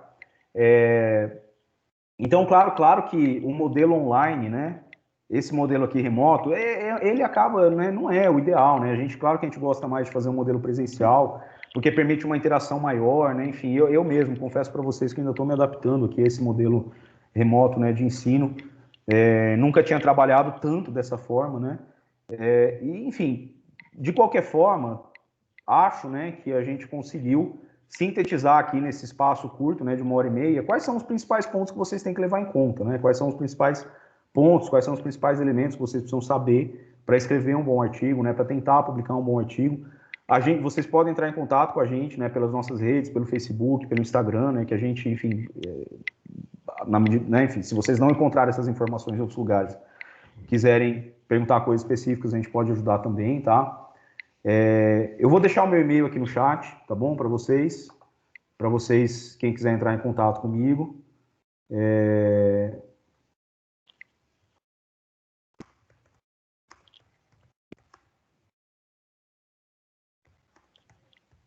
Fique à vontade, eu não estou dizendo que eu vou responder no dia seguinte, tá, pessoal? Mas eu respondo, um dia eu respondo. E a gente tem, né, enfim, depois que a gente entrou nesse período aí de quarentena, tal, da pandemia, a gente começou a fazer essas atividades online, né, justamente para poder dar continuidade, né, às nossas ações aí e tal, e a gente espera ter contribuído, né, com vocês, a gente espera que, enfim, essa oficina tenha sido útil, né, ela vai ficar disponibilizada, né, eu entendi que ia ficar disponibilizada, né, a gente, inclusive, o pessoal da organização perguntou, né, vocês podem gravar, tal, né, para disponibilizar depois, claro que a gente vai disponibilizar. E então vocês podem assistir de novo, né, assistir outras vezes. Queria lembrar aqui, né, que a professora Débora Diniz, né, que era professora aqui da faculdade da UNB até recentemente, ela eu não sei se já acabou, mas ela está fazendo um curso de escrita acadêmica no canal do YouTube dela, né? Enfim, vale muito a pena assistir, tá? Vale muito a pena ver, né? São várias aulas, tal. E aí a escrita acadêmica, né? De um modo mais geral, né? Não é só como escrever um bom artigo, tá? Então, enfim, vale a pena vocês darem uma olhada, darem uma pesquisada. E é isso, gente. É como eu falei, entendeu? Para você entender o que é escrever um bom artigo, pessoal, não existe segredo, não existe fórmula mágica, tá? Você não vai escrever um bom artigo porque você assistiu a oficina. A oficina é para te ajudar a entender alguns elementos básicos. Mas para isso vocês precisam ler, tá? Não tem fórmula mágica, tá? Conseguiu aí, Matheus? Eu vi que você mandou aí, né? Sim. Beleza, então. Podemos encerrar, pessoal? Não há mais nenhuma pergunta? Tiago, eu queria só te agradecer, viu? Muito bom. Obrigado, Caroline. Eu que agradeço a vocês aí, né? Enfim, pleno sábado à tarde. Você, né, enfim, um bom público, né, enfim, para nossa oficina, mais de 40 pessoas, fiquei bastante feliz. E, de novo, né, reforçando, não deixem de acompanhar lá, tá, os nossos vídeos, nossos posts lá no canal do YouTube, a gente tem colocado bastante coisa lá, tem uma oficina que eu acho que pode interessar vários e várias de vocês também, que é a oficina sobre como prestar o processo seletivo para o mestrado, tá? Tá aqui no link, né, tá aqui no chat. Fiquem tranquilos, depois eu vou mandar todo esse material aqui também para vocês por e-mail, tá? Ou o Matheus manda, enfim, a gente se arruma aqui, tá bom? Muito obrigado, pessoal, tenham um bom restante de evento, né? Lembrando que a gente tem assembleia. Matheus, você quer dar mais algum informe? Você quer falar mais alguma coisa? Não, professor, obrigado. Está tudo certo já. Maravilha, então.